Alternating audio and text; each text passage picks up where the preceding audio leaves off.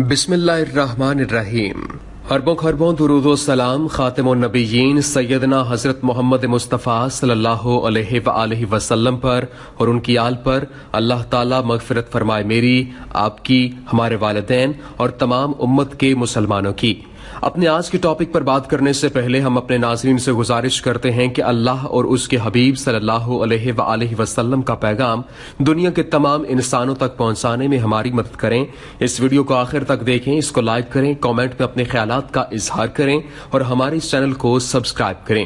ناظرین، اللہ تعالیٰ کے خلیل پیغمبر حضرت ابراہیم علیہ السلام جب اپنے لخت جگر اور زوجہ مقدسہ حضرت ہاجرہ کو مکہ مکرمہ میں چھوڑ گئے تو اس کے بعد ان کی خبرگیری کے لیے متعدد بار مکہ مکرمہ میں تشریف لائے۔ پہلی مرتبہ آپ مکہ کی سرزمین پر اس وقت آئے جب حضرت ہاجرہ اور حضرت اسماعیل علیہ السلام کو اس وادی میں ٹھہرایا تھا، جس وقت یہاں کوئی آبادی نہیں تھی اور دور دور تک کچھ نظر نہیں آ رہا تھا۔ بیت اللہ شریف کی بھی کوئی عمارت قائم نہیں تھی، بلکہ بیت اللہ شریف کی جگہ پر ایک سرخ ٹیلہ تھا، اور جس مقام پر زمزم کا کنواں ہے اس کے قریب ایک درخت تھا جس کے نیچے ایک چھوٹی سی جھونپڑی ڈال کر حضرت ابراہیم علیہ السلام اپنی بیوی ہاجرہ اور اپنے لخت جگر حضرت اسماعیل علیہ السلام کو ٹھہرایا تھا۔ اس کے بعد جب حضرت ابراہیم علیہ السلام دوسری مرتبہ مکہ تشریف لائے تو حضرت ابراہیم علیہ السلام کے بیٹے حضرت اسماعیل کی قربانی کا واقعہ پیش آیا۔ تیسری بار جب حضرت ابراہیم علیہ السلام مکہ تشریف لائے تو حضرت اسماعیل کی شادی ہو چکی تھی اور حضرت ہاجرہ کا انتقال ہو چکا تھا اور حضرت اسماعیل گھر پر موجود نہ تھے، تو حضرت ابراہیم پھر واپس فلسطین چلے گئے۔ چوتھی بار پھر آئے تو دیکھا کہ اب بھی حضرت اسماعیل موجود نہیں ہیں، یہاں تک کہ جب پانچویں مرتبہ حضرت ابراہیم علیہ السلام مکہ تشریف لائے تو اپنے بیٹے اسماعیل کے ساتھ مل کر بیت اللہ شریف کی تعمیر کی۔ آپ کا یہ آخری سفر تاریخ ساز سفر کہلایا، کیونکہ اسی آخری سفر میں خانہ کعبہ کی تعمیر ہوتی ہے۔ اس وقت حضرت اسماعیل علیہ السلام کی عمر 20 سال تھی۔ ناظرین، حضرت ابراہیم علیہ السلام اپنے اس آخری سفر میں مکہ مکرمہ پہنچے تو دیکھا کہ چاہ زمزم کے ایک درخت کے نیچے آپ کے صاحبزادے حضرت اسماعیل علیہ السلام بیٹھے تیر بنا رہے ہیں۔ ایک طویل زمانے کے بعد والد محترم کا دیدار ہوا تھا۔ نہایت جذباتی انداز میں باپ بیٹے ایک دوسرے کے گلے ملے اور حضرت اسماعیل علیہ السلام نے انتہائی تعظیم و تکریم سے اپنے والد محترم کا استقبال کیا، یہاں تک کہ حضرت ابراہیم علیہ السلام نے اسماعیل علیہ السلام سے فرمایا کہ میرے بیٹے، اللہ تعالیٰ نے مجھے حکم دیا ہے کہ میں اس گھر کی تعمیر کروں۔ تو حضرت اسماعیل علیہ السلام نے فرمایا، ضرور کیجیے، خدمت کے لیے میں حاضر ہوں۔ چنانچہ ایک روایت کے مطابق خانہ کعبہ کی بنیادوں کی نشاندہی حضرت جبرائیل علیہ السلام نے کی، جس پر حضرت ابراہیم اور حضرت اسماعیل علیہ السلام نے تعمیر کا کام شروع کیا۔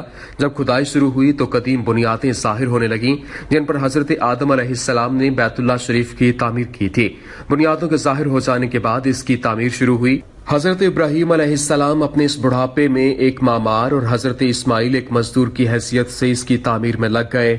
کوہ لبنان، کوہ ہرا، کوہ ابو قیس، کوہ صفا اور کوہ مروہ میں ان پانچوں پہاڑوں سے جبرائیل علیہ السلام پتھر لاتے اور حضرت ابراہیم علیہ السلام کعبے میں لگاتے اور حضرت اسماعیل علیہ السلام ان کی مدد کرتے۔ اس طرح سے خانہ کعبہ کی دیواریں بلند ہو کر اس مقام پر پہنچ گئیں جہاں حجر اسود لگا ہوا تھا۔ تو حضرت جبرائیل علیہ السلام کی نشاندہی پر جبل ابو قبیس کی ایک چھوٹی سی کھوہ میں سے 2 پتھر ابراہیم علیہ السلام کو دستیاب ہوئے۔ ان میں سے ایک حجر اسود اور دوسرا مقام ابراہیم کے نام سے متعارف ہوا۔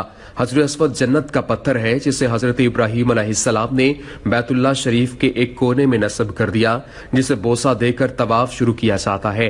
کعبۃ اللہ شریف کے مشرقی جنوبی گوشے میں زمین سے تقریباً 4 فٹ بلندی پر یہ پتھر نصب ہے، جس کے چاروں طرف چاندی کا چوکٹھا نصب ہے، جس کے بارے میں حضرت ابن عباس رضی اللہ تعالیٰ عنہ سے روایت ہے کہ رسول اللہ صلی اللہ علیہ وآلہ وسلم نے ارشاد فرمایا، جس کا مفہوم ہے حجر اسود جب جنت سے اترا تو دودھ سے بھی زیادہ سفید تھا، پھر انسان کے گناہوں نے اسے سیاہ کر دیا، اور مقام ابراہیم نام کا پتھر بھی جنت کے یاقوت ہیں۔ اس پر کھڑے ہو کر حضرت ابراہیم علیہ السلام نے خانہ کعبہ کی دیواریں بلند کیں۔ اس پتھر کی خصوصیت یہ تھی کہ جیسے جیسے دیواریں بلند ہوتی تھیں اسی قدر یہ پتھر اونچا ہوتا جاتا تھا، اور اسی پتھر پر کھڑے ہو کر حضرت ابراہیم علیہ السلام نے حج کا اعلان کیا تھا۔ اس پتھر پر حضرت ابراہیم علیہ السلام کے دونوں پیروں کے واضح نشان موجود ہیں۔ اس وقت جو خانہ کعبہ کی تعمیر ہوئی اس پر چھت نہیں تھی اور صرف 2 دروازے تھے۔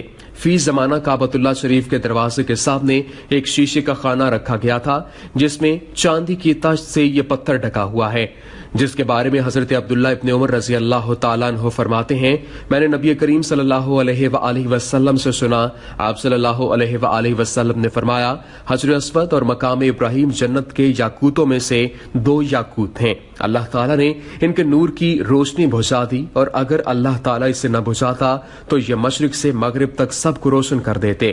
ناظرین، سب سے پہلی بار خانہ کعبہ کی تعمیر فرشتوں نے کی تھی، جیسا کہ تفسیر قرطبی میں مذکور ہے کہ سیدنا امام باقر علیہ السلام سے مروی ہے کہ امام زین العابدین بن سیدنا امام حسین ابن علی علیہ السلام سے ایک آدمی نے پوچھا کہ خانہ کعبہ کا سب سے پہلے طواف کس نے کیا؟ تو انہوں نے فرمایا کہ جب اللہ تعالیٰ نے فرشتوں سے کہا تھا انی جاعل فی الارض خلیفہ، تو فرشتوں نے عرض کیا کہ وہ تو زمین پر فساد پیدا کریں گے اور خون ریزی کریں گے، اور ہم تیری تسبیح و تقدیس بیان کرتے ہیں۔ جس پر اللہ تعالیٰ نے ان سے کہا جو کچھ میں جانتا ہوں وہ تم نہیں جانتے ہو۔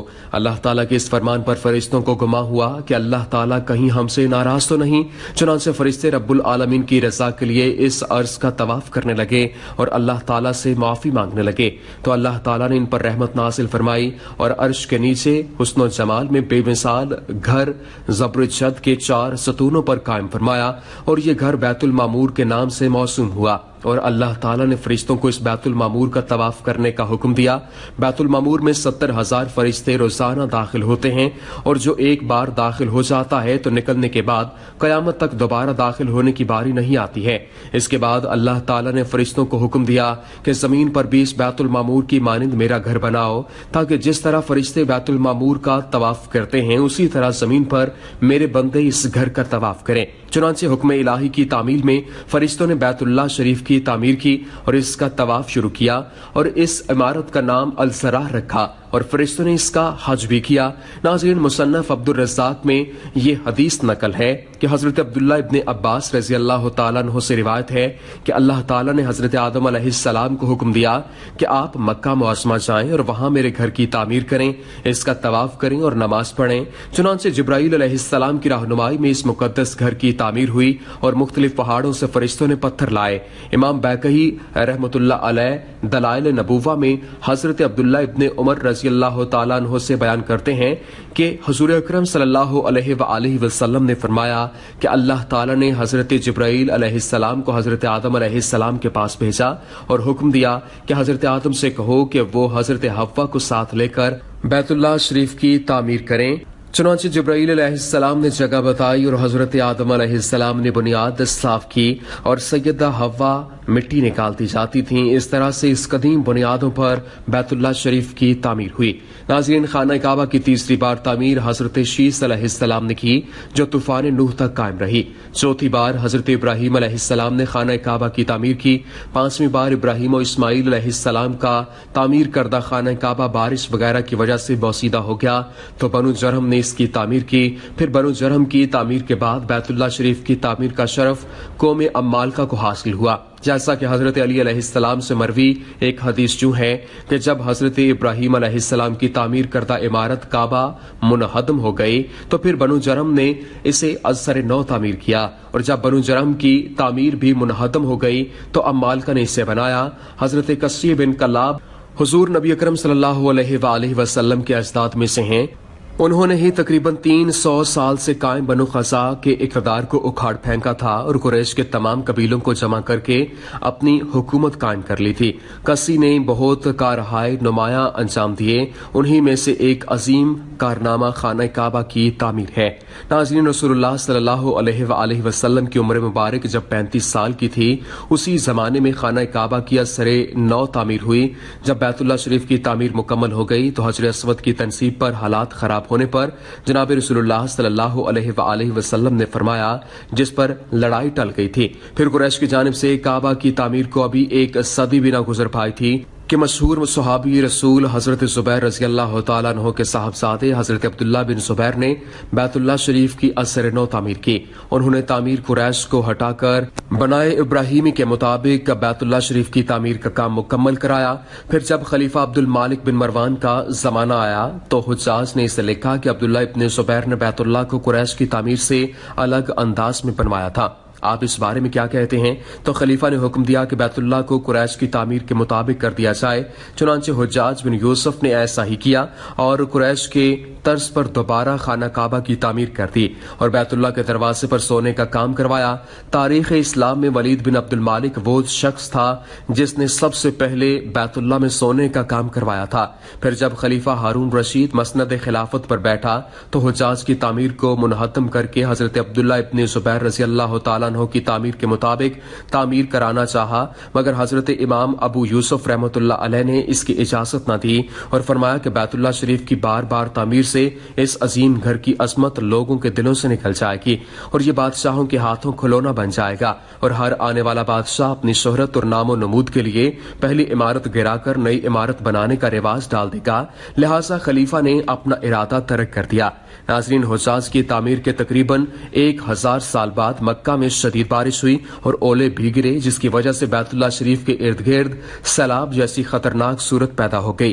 کعبہ کی دیواریں گرنا شروع ہو گئیں، پانی اندر جمع ہو گیا، حتیٰ کہ اس قدر بارش ہوئی کہ آدھی دیوار تک پانی پہنچ گیا۔ چنانچہ سلطان مراد خان شاہ قسطنطنیہ کے حکم سے 2 جمادی الاولیٰ اور 1040 ہجری کو خانہ کعبہ کی تعمیر کا آغاز ہوا اور 6 ماہ میں مکمل ہو گیا۔